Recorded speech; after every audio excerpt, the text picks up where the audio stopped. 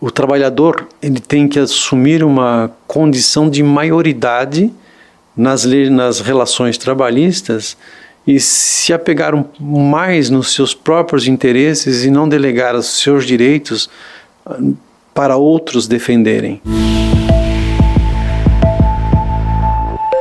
Eu vou conversar agora com o advogado especialista em direito do trabalho, Paulo Sérgio João. No ano de 2016, qual é o balanço, qual foi a principal demanda nas questões trabalhistas aqui no Brasil?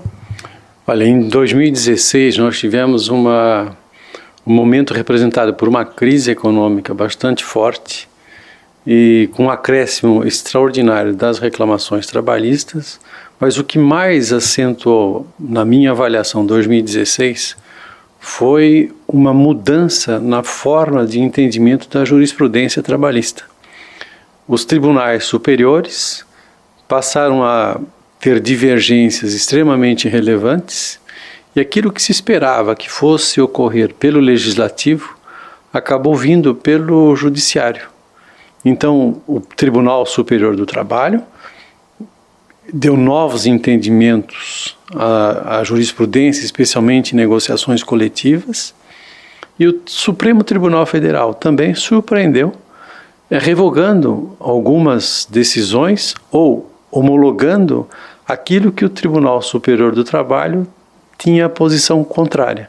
Por exemplo, valorizando muito o negociado pelos sindicatos e, na minha também percepção, transferindo para o sindicato uma responsabilidade que até então era desprezada pelo Tribunal Superior do Trabalho.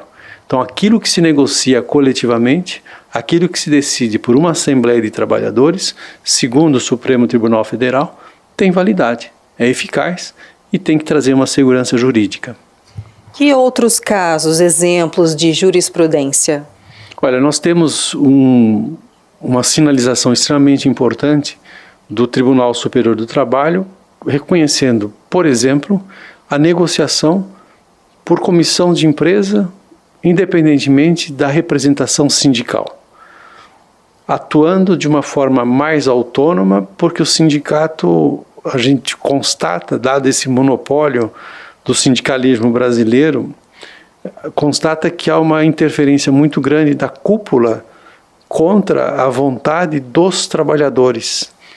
E neste confronto de interesses, o Tribunal Superior do Trabalho valorizou a negociação no local de trabalho por meio de comissão de trabalhadores. E o que isso pode sinalizar numa eventual reforma trabalhista? Pois então, na reforma trabalhista que está proposta, ou pelo menos que se pretende encaminhar, não é uma reforma de supressão de direitos fundamentais, de direitos que já estão previstos na Constituição Federal, porque não se fala em emenda constitucional.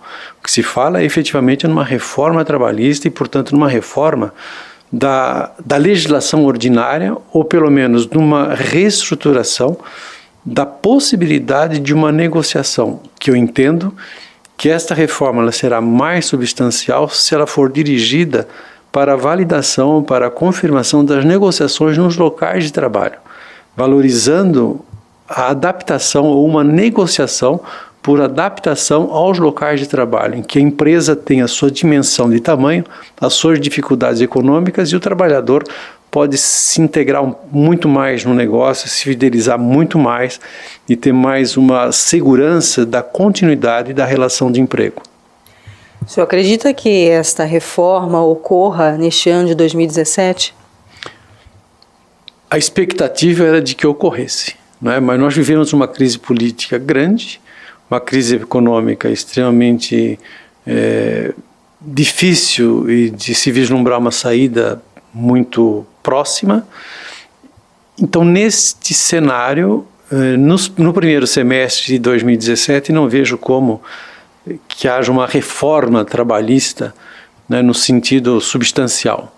Talvez no segundo semestre comece a ser discutido o assunto, mas como o governo também já estará no fim, talvez nós ainda tenhamos um sonho, uma expectativa de que haja alguma reforma trabalhista. Mas o que se observa, o que se constata, é que a jurisprudência nas relações trabalhistas tem tido um efeito muito importante, Porque se o legislativo não legisla, o judiciário tem se ocupado de se antecipar para essas questões trabalhistas. É possível fazer uma relação, gostaria de sua opinião, da situação de crise que vivemos, o alto nível de desemprego e a atual legislação trabalhista? Pois então, nós estamos hoje com, segundo dados mais recentes, em torno de 12 milhões de desempregados. Desempregados, muitos dizem, por causa da legislação trabalhista. É óbvio que não é por causa da legislação trabalhista. O desemprego é decorrente de uma crise, de uma dificuldade das empresas sobreviverem e de uma necessidade de um corte de mão de obra. A legislação trabalhista, dizem que ela é excessivamente protecionista, mas é assim no mundo inteiro. A legislação trabalhista ela surgiu desde o seu início exatamente para estabelecer garantias mínimas e equilibrar a relação entre capital e trabalho. No Brasil, nós temos hoje um volume muito grande de ações trabalhistas, uma dificuldade de inserção no mercado de trabalho, porque nós não temos muitas opções. Quer dizer, a opção que nós temos numa relação de trabalho é a da proteção da Constituição Federal ou da legislação ordinária. Nós temos saídas de acomodação ou de flexibilização que traga para as empresas uma forma de segurança jurídica. Qual foi o maior desafio em orientar, em dar a consultoria necessária às empresas que procuraram os serviços do escritório? Então, o ano de 2016 ele foi marcado, né, pela crise e pela necessidade de as empresas passarem pela crise, que terão que enfrentar ainda em 2017, de uma forma segura, de modo que esta crise não representasse um efeito de contingências futuras, porque é muito próximo de uma crise é o empregador deixar de cumprir as obrigações trabalhistas, contratar na informalidade ou despedir trabalhadores para os quais ele já transferiu toda a informação técnica, em que ele tem toda a sua educação profissional, que também não é bom. Então, nesse ano de 2016, o ano de 2016 foi um ano extremamente importante para as empresas negociarem, para as empresas passarem pelo momento de crise sem criar contingência. E esse foi o trabalho muito forte, né, da consultoria, de uma prevenção nesse sentido. A negociação dentro das corporações, seria possível, os funcionários estariam preparados, maduros para esse tipo de negociação, sem o apoio, a interferência do sindicato? Como o senhor falou, a jurisprudência está levando a isso, a uma tendência de mudança na legislação trabalhista nesse sentido. Os trabalhadores estariam preparados para negociar diretamente com seus patrões? Então, nós temos um princípio constitucional que só por uma emenda se resolveria. Que sempre que se fala em uma negociação coletiva, a participação do sindicato é obrigatória. Quando, então, os trabalhadores poderiam negociar sem o sindicato? Do ponto de vista legal, somente se houver uma recusa do sindicato. Uma recusa do sindicato em participar da negociação, porque a Constituição Federal o colocou como porta-voz dos interesses dos trabalhadores, somente essa recusa é que permitiria que isto ocorresse, ou pelo menos que os trabalhadores pudessem negociar por meio de uma comissão. A questão que surge é, muito bem, então como é que se admite a negociação interna? Como é que uma reforma trabalhista poderia flexibilizar no sentido de que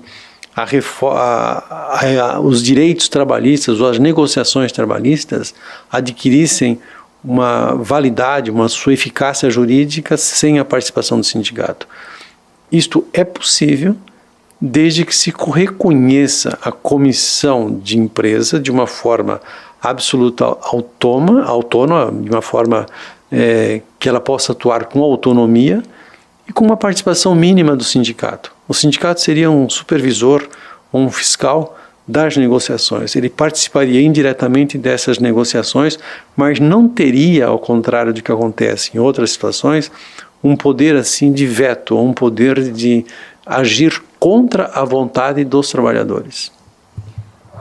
Haveria uma situação de fragilidade em relação na relação entre o funcionário e o patrão, isso poderia interferir nessa negociação ou não, na sua opinião? Então, nós aqui no Brasil, nós temos uma avaliação da proteção trabalhista de entender que o trabalhador é sempre um ser fragilizado, um ser que historicamente foi tutelado com direitos do Estado, com intervenção do sindicato, ou pelo menos o trabalhador ele não se identifica muito com as conquistas sociais, pessoais, ou pelo menos de um grupo reduzido, sempre é pelo sindicato ou pelo Estado. Na minha avaliação, esse modelo é que tem que terminar. O trabalhador ele tem que assumir uma condição de maioridade nas relações trabalhistas e se apegar mais nos seus próprios interesses e não delegar os seus direitos para outros defenderem. Então, na minha avaliação, essa negociação interna, essa negociação em ambiente de trabalho, ela pode fortalecer o grupo em detrimento da outra forma, que é uma forma absolutamente omissa de atenção, ou pelo menos não há tanto interesse dos trabalhadores nessa vinculação do sindicalismo, porque o nosso sindicalismo é um sindicalismo que não cria um vínculo entre trabalhador e sindicato, com raras exceções, obviamente, nós sabemos disso. Criaria, então, um engajamento maior dos funcionários com a empresa, com a corporação? Não tenha dúvida, porque o trabalhador, sentindo que ele faz parte de uma negociação direta, ele teria maior engajamento, ele teria maior fidelização, maior comprometimento com o negócio, e o empregador teria maior liberdade de investimento na sua mão de obra. Dr. Paulo, muito obrigada pela sua participação aqui com a gente na Ducascope TV. Muito obrigado, eu que agradeço e fico à disposição. Muito obrigada. Luciane Miranda para a Ducascope TV.